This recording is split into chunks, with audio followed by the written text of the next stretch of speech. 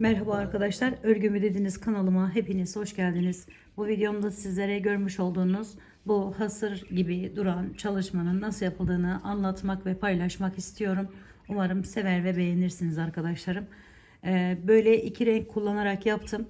Bundan paspaslardan battaniyelere, çantalara varana kadar dilediğiniz her türlü örgüyü yapabilirsiniz.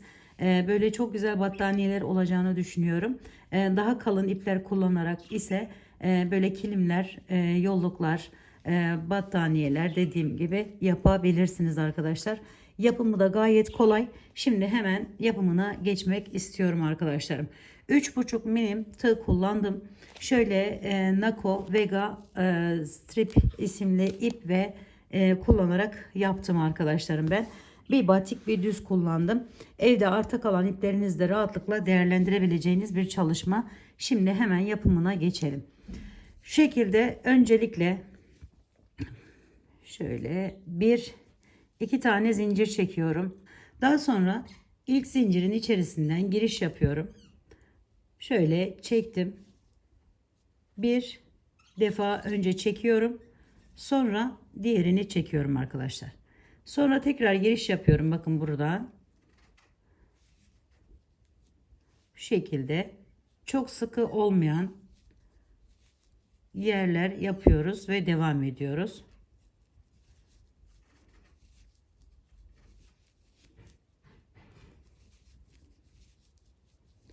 Şimdi bu şekilde arkadaşlar ne boyutta ne büyüklükte istiyorsak şeritlerimizi yapıyoruz.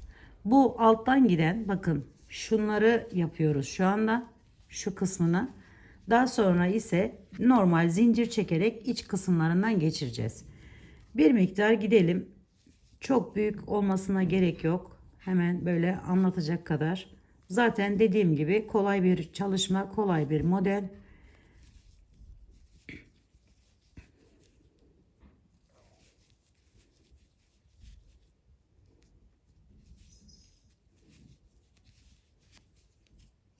Şimdi bu kadar yeterli anlatmak için. Hemen buraya geldiğimizde yani bunu dediğim gibi bu yükseklik olarak ne kadar istersek o kadar yapabiliriz. Şu şekilde de kullanabilirsiniz arkadaşlarım bu ipi. Şimdi burada iki tane zincir çekiyorum. İlk etapta çeviriyorum arkadaşlar. Sonra 3, 4 tane zincir çektim. Bu ara boşluğu ne kadar istiyorsanız o kadar bırakabilirsiniz. Ama bu iki zincir ideal oldu. Hemen bakın şu şekilde yapıyorum ve yine aynı işlemi devam ettiriyorum. Diğerinin boyuna gelene kadar. Bu şekilde.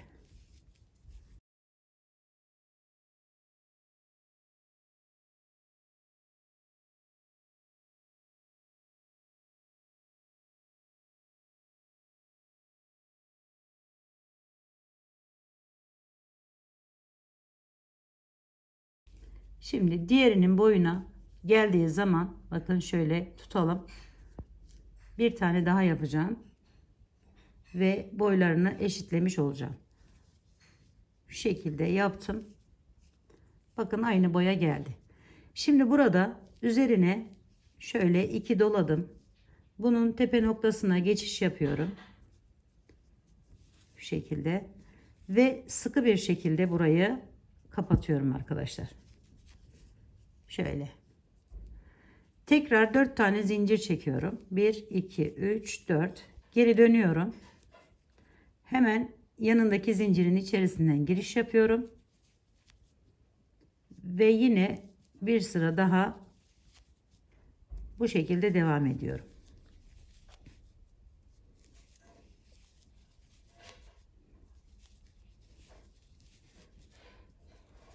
Burayı çok kalın bir ip kullanacaksanız direkt zincirler şeklinde de devam ettirebilirsiniz.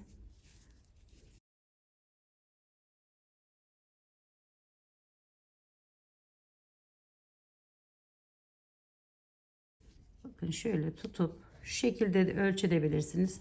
Saymak çok zor olur arkadaşlar. Çünkü bu küçük bir parça. Daha büyük parçalar yapacağımız için saymak da zor olacağı için böyle şey olarak yapabiliriz. Yani birbirine ölçerek devam edebilirsiniz. Zaten ölçülüyor. Bakın buradan giriş yaptım. Şu şekilde ve bunu da aynı şekilde çekiyorum. Yine 1, 2, 3, 4 tane çekip bu şekilde yerler yapıyoruz arkadaşlar.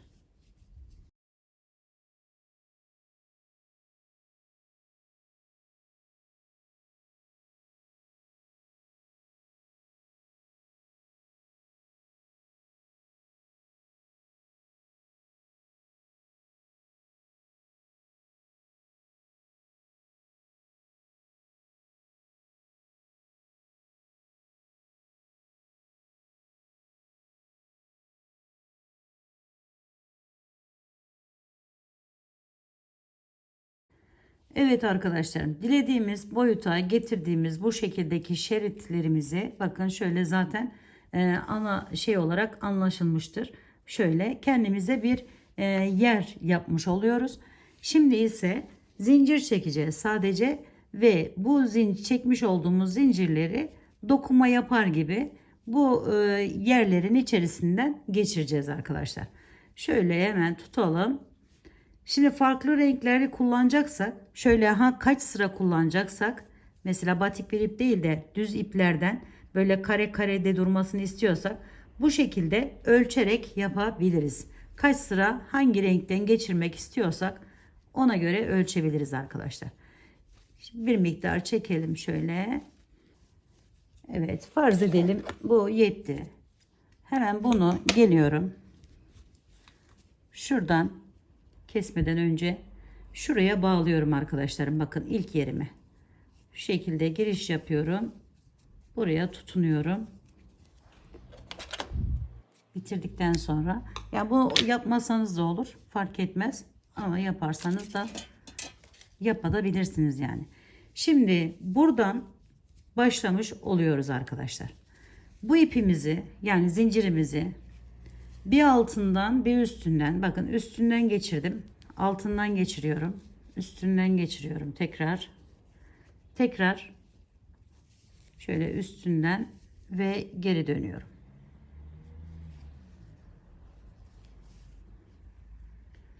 Şöyle biraz çekiyorum. Yani dokuma yapmış gibi oluyoruz arkadaşlar bakın. Şimdi ise bu üstte kalmıştı. Bunu alta şöyle alıyorum.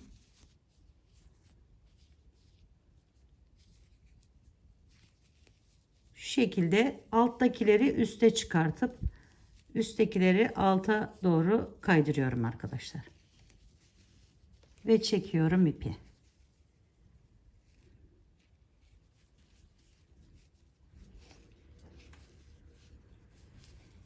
Şöyle. Şimdi buradan ve buradan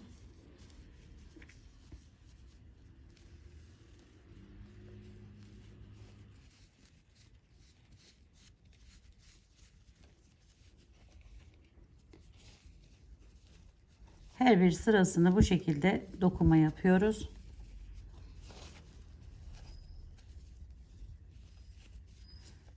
Bunları da böyle fazla sıkmadan ya da çok aşırı gevşek bırakmadan yapıyoruz arkadaşlar.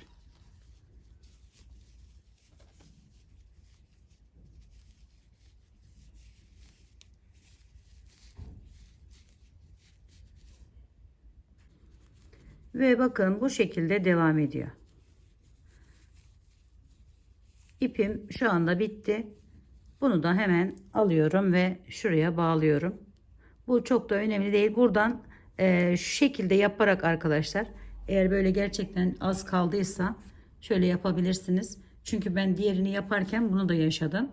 Şöyle hemen buradan bağlayıp şu iki ipi birlikte alıp bakın böyle yaparsanız hem nerede bağladığınız da belli olmuyor. Güzel de duruyor arkadaşlar. Evet, buradan zincir çekerek yine devam edip ondan sonra tamamlayabilirsiniz.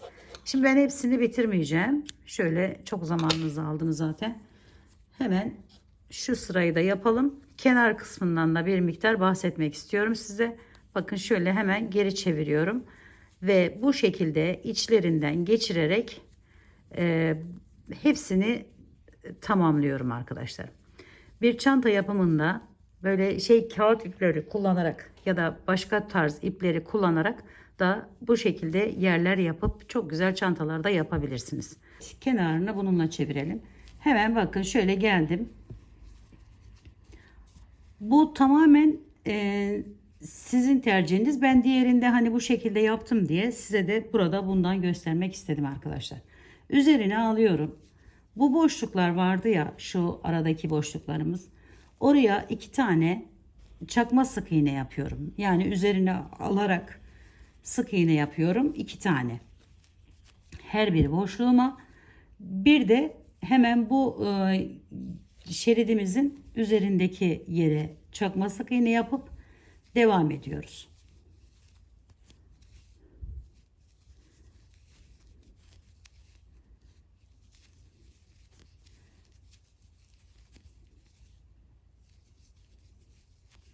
Şimdi burada bakın şu yerlerim var. Buraları da arkadaşlarım yine üzerine aldım. Köşe olduğu için köşeye 3 tane ile dolduruyorum. Burayı ise bakın şu yapmış olduğumuz şeritlerimizin şu kısımlarından alacağız. Üst kısımlarından. Şöyle giriş yapıyorum. Bakın aldım. Sonra bunu buraya itekliyorum. Araya. Devam ediyorum buradan. Sonra 2 tane buraya devam ediyorum. Üçüncü de bir tanesini araya alıyorum arkadaşlar. Bu şekilde. Aldım. 2 tane ördüm. Üçüncü de yapmadan bunu buraya ittiriyorum. Ve böylelikle bakın bu arası da durmuş, daha güzel durmuş oluyor. Bakın buradan da görebilirsiniz. Şimdi bu şekilde hepsini çeviriyoruz. Ve bakın şöyle bir görüntü oldu.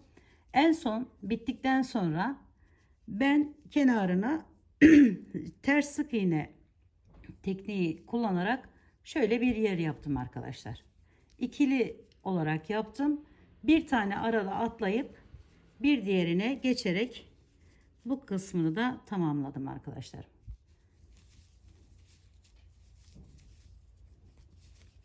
Evet, bakın bu şekilde devam ediyoruz.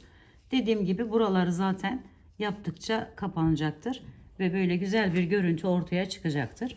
Üstelik her iki tarafında rahatlıkla kullanabileceğiniz bir çalışma ortaya çıkıyor arkadaşlarım.